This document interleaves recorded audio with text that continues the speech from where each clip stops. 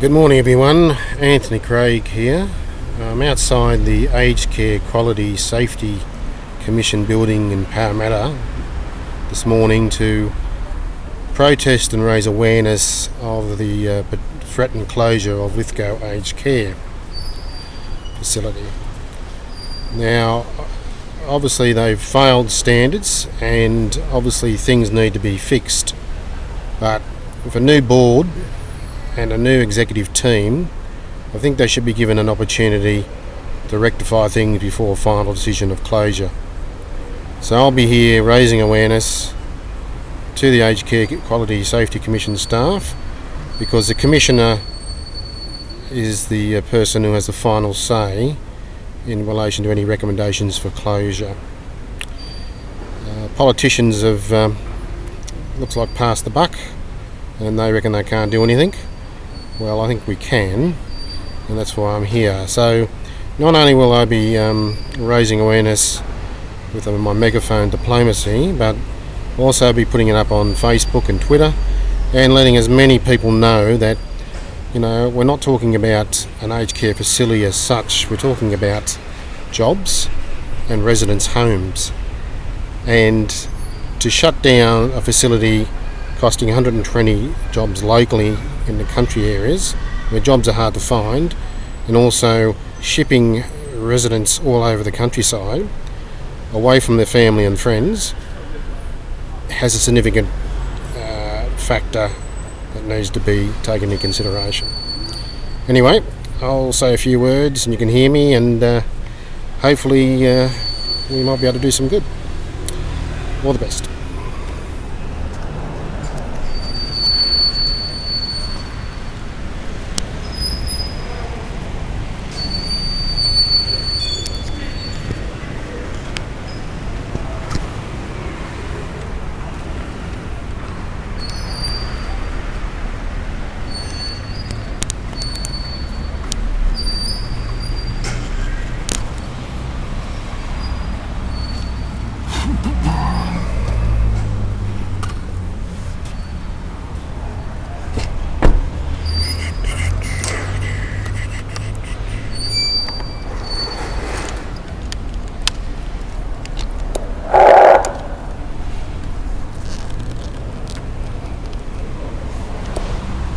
Good morning everyone, and especially a good morning to the staff at the Aged Care Quality Safety Commission in Parramatta.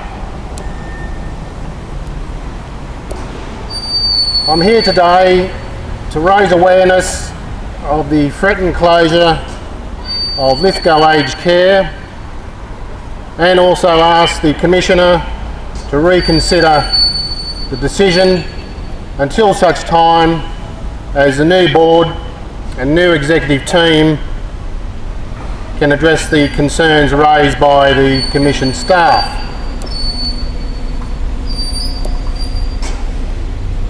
If the facility closes in Lithgow, a country community, there's not a lot of job opportunities in the country, and we're also talking about 120 staff and also 73 residents will have to be uprooted from their homes and transferred somewhere else. Now, we understand the requirements of the age standards. As a registered nurse in aged care, not at Lithgow Aged Care, I'm well aware of the standards that are required to maintain accreditation. I'm also aware that if you do a group punishment, it's not going to resolve or fix the problems. Individuals have failed and they should be held accountable, not the whole organisation. Now, under the Companies Act, board members and also executive team are accountable for their acts and omissions, and also to ensure due diligence has been undertaken in the organisation. Unfortunately, on this occasion, it appears it hasn't happened because the standards have not been met.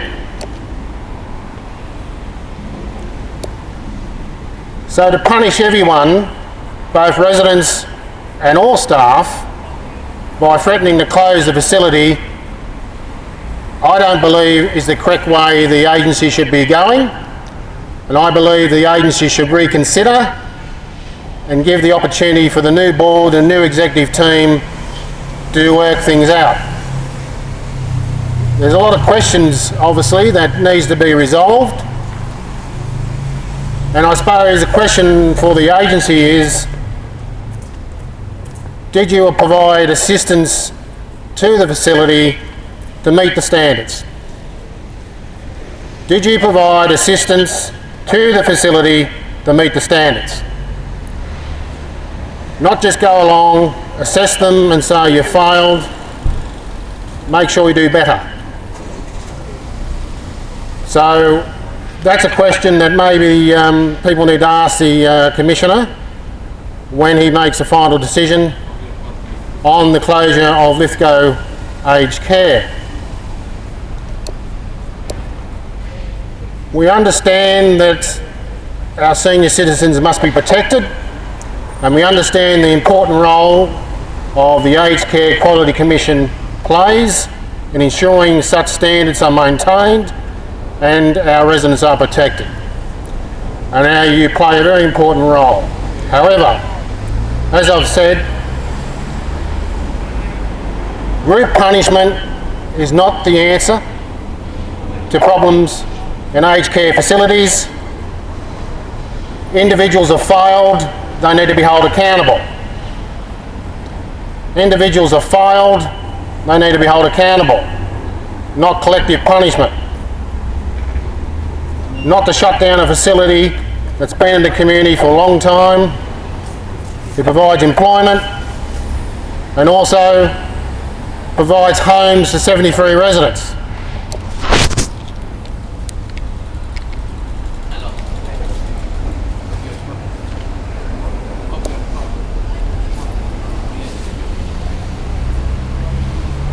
Health professionals know only too well if they fail their duty of care, what happens to them. Healthcare Complaints Commission, health registration could be cancelled. So we all well know what happens if you don't meet standards and criteria. However, as I've said, individuals have failed. Collective punishment is not the answer and won't achieve anything other than cause extreme hardship to all those concerned. The mental health of our residents and our staff are also important. If you've ever been out of a job, it's not easy to get a job in country areas, not at all. And if you've been working very hard all your life in a facility and one day you come to work and it's closed, there's not many options open to you. All we ask today is the Commission and the Commissioners, before they make any final decision on closure of Lithgow Aged Care, that they give the new board and the new committee an opportunity to fix the problems identified. Yes, we know there's a lot. We know there's a lot because it's all on the Commission website. Once again, people in positions of authority, board members, executive team members, fail to carry out their functions. They're the ones that should be asked the questions. Not the people who work there on a day-to-day basis, do the best they can with what they've got. We've already had a Royal Commission into aged care, and we know very well what the problems are. Systematic. Not just in Lithgow Aged Care, it's in every aged care facility across Australia. Funding, lack of staff, no staff ratios, no accountability of board members, no accountability of executive.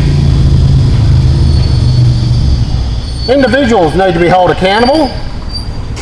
That's right, individuals, when they make mistakes. You rob a bank, get caught, you don't blame the circumstances around you. So we're asking very, very nicely that the staff and the commissioners, before they make a decision finally on the closure of Lithgow Aged Care, that they reconsider and give the board and the executive team, the new board and new executive team, the opportunity to fix the problems and the fail standards identified.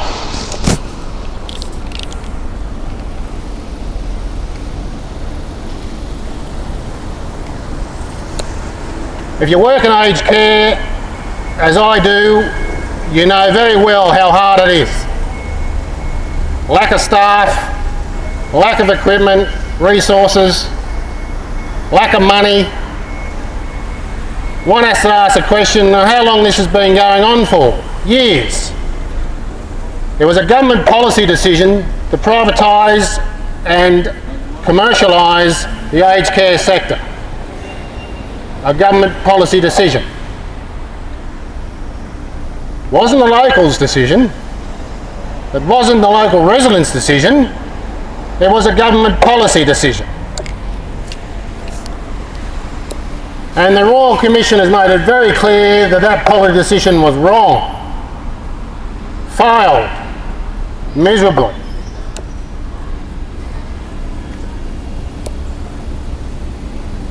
So, is the Commission jumping too quickly?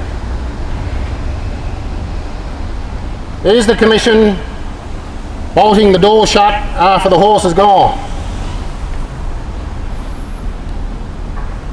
It's going to take years to fix the aged care system, and shutting down aged care facilities because there's a lack of staff, lack of funding, lack of facilities won't fix the problem. It's just going to cause pain and suffering to residents, pain and suffering to the local communities, and pain and suffering and an ongoing effect to small business and local economies. You might want to ask the government, why are they giving overseas aid to countries that don't need it? $1.5 billion in loans to Indonesia, who slaughter West Papuans, who don't need our foreign aid, but they can give foreign aid to Indonesia, but they can't give money to our aged care residents and our facilities. Shocking.